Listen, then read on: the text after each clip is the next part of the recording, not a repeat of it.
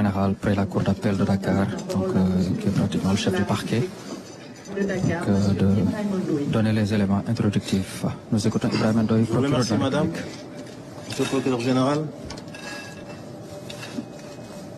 Mesdames, messieurs, j'ai l'honneur d'être là aujourd'hui devant vous pour y avoir été bien évidemment autorisé par monsieur le procureur général pour vous entretenir de quelques affaires qui ont été initiées à la suite du rapport qui, bien évidemment, est à la portée de tout le monde. Des affaires qui ont été prises en charge bien avant ma prise de service au parquet de Dakar le 26 août 2024, parce que c'est à cette date exactement que j'ai pris service à la tête du parquet de Dakar. À mon arrivée à la tête de ce parquet, j'ai fait la situation des affaires pendantes et tous les rapports Covid, comme on le dit souvent, avaient déjà été transmis à M. le procureur général pour étude, exploitation. Bien évidemment, l'exploitation a pu être l'occasion pour les acteurs judiciaires que nous sommes de déceler un certain nombre de manquements imputables à plusieurs personnes qui, au détour des honorables responsabilités qui leur ont été confiées,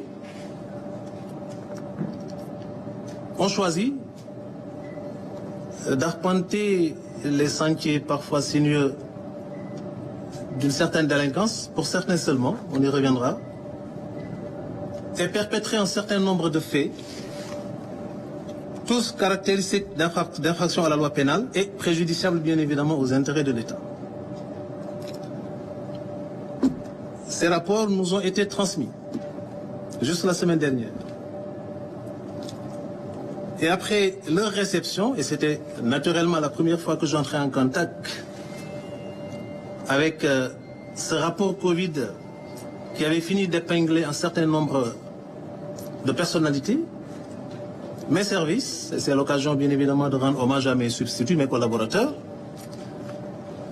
se sont mis à pied d'œuvre pour approfondir l'exploitation, élargir les investigations et identifier les personnes qui seraient susceptibles d'être installées dans des procédures judiciaires comme auteurs, co-auteurs, complices et éventuellement receleurs des nombreux actes de prévarication qui ont été perpétrés à l'occasion de la gestion de ces fonds Covid. Bien évidemment, le travail n'a pas été difficile. Nous avons pu identifier un certain nombre d'auteurs avec des faits précis. Quand je dis auteur, bien évidemment, c'est une assertion qui n'entend pas le principe de la présomption d'innocence. Il faut qu'on soit clair sur ça. Nous sommes à un niveau de responsabilité qui nous oblige, en tant qu'acteurs judiciaires chargés des poursuites, d'identifier et de déceler dans les différentes procédures qu'on nous confie les indices, les présomptions, parfois les charges susceptibles d'asseoir une infraction pour qu'on puisse envisager, bien évidemment, d'étoffer ces procédures-là en allant vers les poursuites. Donc jusque-là, les éléments qu'on a pu collecter, rassembler dans le cadre des enquêtes qui ont été menées et du travail d'exploitation qui a été fait au niveau du parquet de Dakar, cette approche a été pour nous l'occasion, bien évidemment, de cerner le contour de toute cette affaire, de façon générale.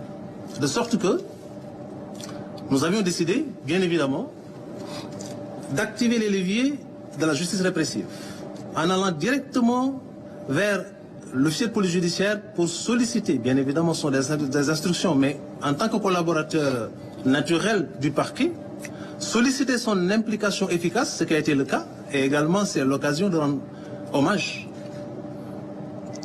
à nos collaborateurs, officiers de police judiciaire de tout le ressort du parquet de Dakar, mais particulièrement pour cette affaire, les officiers de police judiciaire de la division des investigations criminelles. Instruction leur a été donc donnée de procéder aux arrestations et aux conduites qui naturellement était justifié par l'existence de charges probantes décelées dans les différents rapports qui nous ont été confiés. Ce travail a été fait avec beaucoup d'efficacité, de sorte que, depuis hier, les arrestations se multiplient, des conduites au parquet sont constatées et des informations judiciaires sont ouvertes et confiées aux différents juges d'instruction du tribunal de grande instance au classe de Dakar. Pour les 8 rapports reçus par le parquet de Dakar et concernant le ministère des Mines et de la Géologie, le ministère de la Culture et de la Communication, le ministère de la Jeunesse, le ministère des Sports, le ministère de la Santé, le ministère de la Femme, de la Famille, du Genre et de la Protection des enfants, de l'enfance, le ministère du Développement industriel et des PMI et le ministère du Développement communautaire, des arrestations ont été ordonnées et exécutées. Hier, la division des investigations criminelles nous a présenté 20 personnes. Ce matin, nous en avons reçu 7. Une garde à vue est actuellement en cours d'exécution au niveau de cette même unité d'enquête. Pour les 20 personnes conduites au parquet hier et les 7 de ce matin, nous ne sommes pas, bien évidemment, dans une approche de prédation. Il faudrait qu'on soit clair. L'objectif d'un parquet crédible et efficace, c'est de prendre en charge le phénomène criminel dans toute son envergure, en faisant en sorte que le trouble que la commission des faits criminels ou délictuels a pu causer à l'ordre public cesse. Bien évidemment, ce premier objectif est nécessairement rattachable à un autre qui est celui du reclassement social de l'auteur, mais surtout de la réparation du préjudice. De sorte que la réglementation sénégalaise, en matière de prise en charge du phénomène de la délinquance économique et financière, prévoit et parfois même met la priorité à la suite de l'accaparement de deniers privés ou publics sur l'objectif de recouvrement. Et c'est dans cette optique que les personnes arrêtées, conduites au parquet et confiées aux différents juges d'instruction du TGI hors classe de Dakar ont spontanément, volontairement proposé de cautionner. Je précise à ce niveau que, en matière de détournement ou d'escroquerie portant sur les deniers publics, le Code de procédure pénale sénégalais, pour ceux qui ne le savent pas, dispose que l'octroi ou le refus de la mesure de clémence de la liberté provisoire est assujetti à l'obligation préalable de rembourser intégralement les sommes qui font l'objet du détournement, ou de procéder à leur cautionnement, ou alors de faire valoir des contestations sérieuses. Si on ne parvient pas par ailleurs à faire établir un état de santé assez défaillant qui serait incompatible avec un maintien en milieu carcéral, même hospitalier. Pour donc pouvoir prétendre être apte à bénéficier de la mesure de la liberté provisoire, les différentes personnes conduites au parquet, confiées aux différents juges d'instruction, ont offert de cautionner. Ainsi, nous avons pu, entre hier et aujourd'hui, enregistrer des propositions de cautionnement, effectivement exécuter ces propositions, portant sur la somme de 258 448 233 francs CFA. Des inculpations sont en cours. Les personnes concernées devant le juge d'instruction bénéficient de cette même possibilité d'offrir ce cautionnement. Des gardes à vue également, et les personnes concernées conduites au parquet auront la même possibilité, de sorte que ce montant, provisoirement arrêté, pourrait évoluer. L'objectif, ce n'est pas je l'ai dit, je le répète, de nous transformer en prédateurs. Nous ne le sommes pas. Nous ne sommes pas des agents de recouvrement, nous sommes des autorités judiciaires.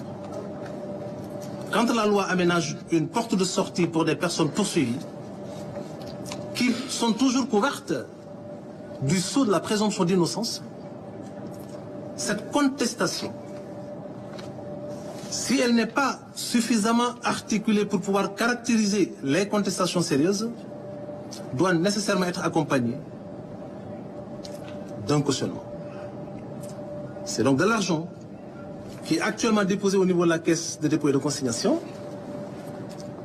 Et à l'issue de la procédure, si les juridictions seront amenées à établir une responsabilité pénale et à s'engager dans un processus de déclaration de culpabilité, bien évidemment, ce sont des sommes qui reviendront au peuple sénégalais, qui avait souffert pour mobiliser ces maigres ressources et accompagner le processus de lutte contre le fléau du Covid-19.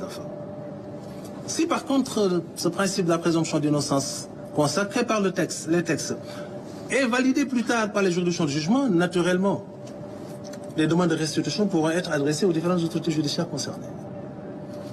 Pour résumer et conclure sur ce point, considérez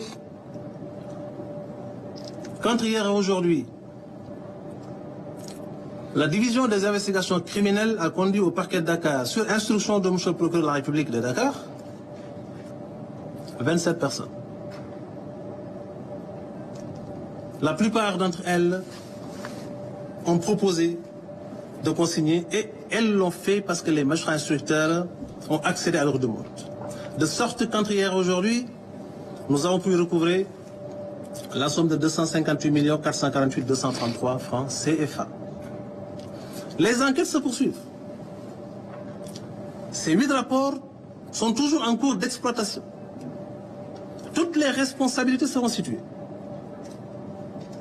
Toutes les pistes d'investigation seront exploitées. Et toutes les niches seront, bien évidemment, dépoussiérées pour qu'on puisse en définitive identifier tous les niveaux de responsabilité et tous les intervenants dans cette chaîne de prévarication pour qu'on puisse accompagner le peuple sénégalais dans cet élan